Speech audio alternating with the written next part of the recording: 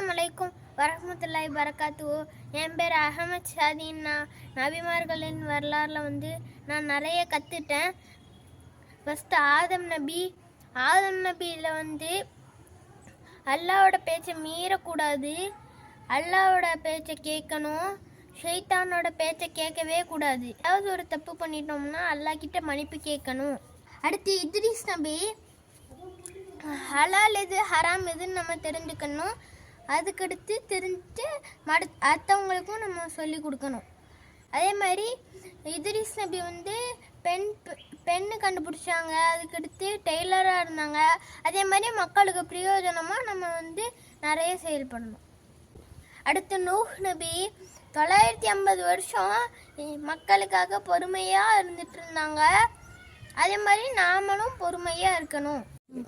அடுத்து யூனுஸ் நபி, அல்லாஹ் ஒரு விஷயம் பண்ணுறான்னா அதில் ஏதாச்சும் ஒரு நன்மை இருக்கும். அதனால் அல்லாஹ் மேலே கோவப்பட்டு நம்ம பொறுமையோடு பொறுமை இழந்துடக்கூடாது. அடுத்து இப்ராஹிம் நபி மாதிரி அல்லாஹ்க்கு நம்ம பெஸ்ட் ஃப்ரெண்டாக இருக்கணும். அல்லாஹ் சொன்ன மாதிரி நம்மளும் கேட்கணும்.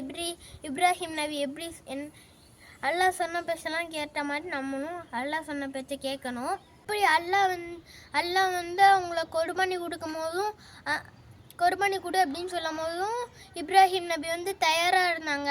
அவங்கள பாலைவனத்தில் கொண்டு போய் விடுங்க அப்படின்னு சொல்லும் போதும் இப்ராஹிம் நபி தயாராக இருந்தாங்க. அது மாதிரி நம்மளும் அல்லாஹ் சொன்ன பேச்சை உடனே தயாராக இருக்கணும். இப்ராஹிம் நபி சொன்ன பேச்சை அப்படியே இஸ்மாயில் நபி கேட்டாங்கல்ல, அதே மாதிரி நம்மளும் பேரண்ட்ஸ் சொன்ன பேச்சை கேட்கணும். யூசுப் நபி எந்த ஒரு பிரச்சனையிலையும் பொய் சொல்லக்கூடாது. அவங்க பொய் சொல்லியிருந்தா ஜெயிலுக்கே போகாமல் தப்பிச்சிருந்துருக்கலாம். அவங்க பொய் சொல்லலைனால அல்லாவோட பேச்சை கேட்டதுனால தான் அவங்க உயர்ந்த இடத்துல இருந்தாங்க. இது வரைக்கும் நபிமார்களின் வரலாறுல நான் நிறைய கற்றுக்கிட்டேன். ஜஸாக்கல்லாஹ் ஹைர்.